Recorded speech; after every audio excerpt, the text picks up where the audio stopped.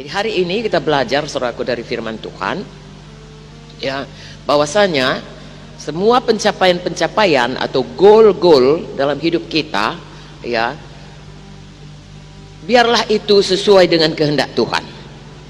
Amin. Itu secara umumnya. Dan kalau itu belum sesuai kehendak Tuhan, jangan teruskan di situ. Biar kita evaluasi lagi, ya, kita cek lagi, kita luruskan lagi, sehingga setiap hari, ya, setiap minggu, setiap tahun, sepanjang hidup kita, ya, kita tetap menuju kepada goal yang ditetapkan Tuhan bagi kita masing-masing. Kalau Billy Graham berkata, ya, manusia ini kecuali dia kembali kepada Tuhan, karena pada waktu dia diciptakan dihembuskan Tuhan nafasnya kepadanya, jadi hidupnya itu berpusat kepada Tuhan. Kalau bukan ke situ goalnya, apapun yang dicapainya tetap ada kekosongan. Ya, banyak orang berpikir, aku kalau nanti sudah lama hidup, akhir-akhir hidupku biarlah aku hidup senang, tidak ada persoalan karena semua udah cukup, uang udah cukup, ini udah cukup. Saudaraku, sekiranya pun itu tercapai, ya, hidup tidak ada persoalan atau semua persoalan bisa, tetap aja ada kekosongan di dalam hati, tetap saja pencapaian itu tidak seperti yang dikehendaki Tuhan, sehingga jiwa kita, roh kita tetap tidak puas. Hari ini biar kita luruskan semuanya.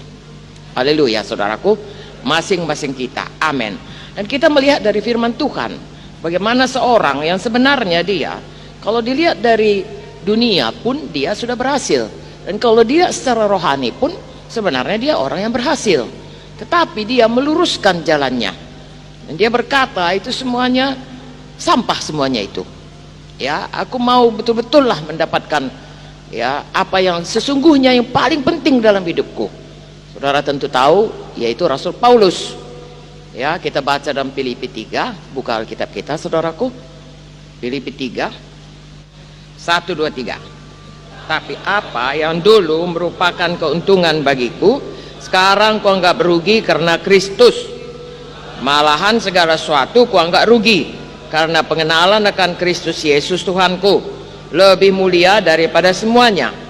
Oleh karena dialah aku telah melepaskan semuanya itu dan menganggapnya sampah, supaya aku memperoleh Kristus,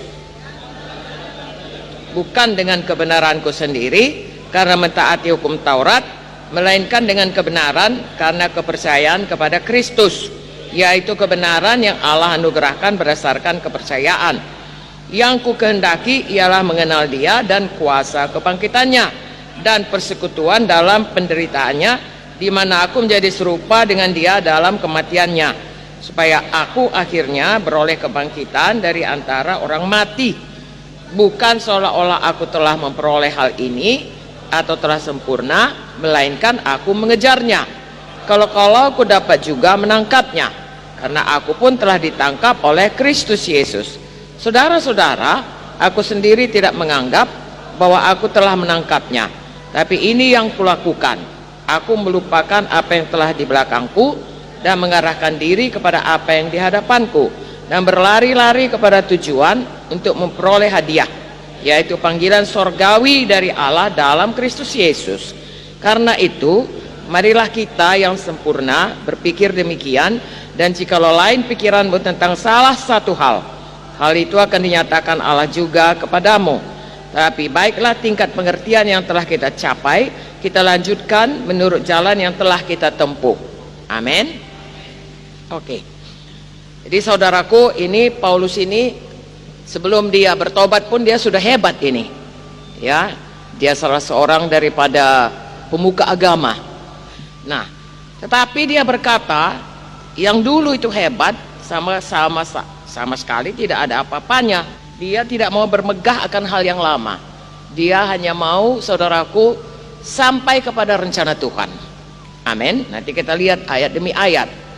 Memang Tuhan berkata, saudaraku, kalau kita bermegah, janganlah bermegah, ya, mengenai apapun di dunia ini, walaupun semua orang mengejarnya. Kalau kita bermegah, hendaklah kita bermegah karena Tuhan. Di mana itu dituliskan? Yeremia 9, ya. Mari kita baca ayat 23, kuat-kuat. Beginilah firman Tuhan, janganlah orang bijaksana bermegah karena kebijaksanaannya, janganlah orang kuat bermegah karena kekuatannya, janganlah orang kaya bermegah karena kekayaannya. Tapi siapa yang mau bermegah, baiklah bermegah karena yang berikut, bahwa ia memahami dan mengenal aku, bahwa akulah Tuhan yang menunjukkan kasih setia, keadilan dan kebenaran di bumi. Sungguh semuanya itu kusukai. Demikianlah firman Tuhan. Amin. Ini sejalan dengan yang kita baca tadi. Amin. Ya, bukan salah saudaraku punya banyak medali karena misalnya juara olimpiade, bukan salah kaya. Amin saudaraku. Bukan salah banyak titel, pintar. Tapi yang dikatakan janganlah ya bermegah karena itu, tapi bermegahlah karena mengenal Tuhan.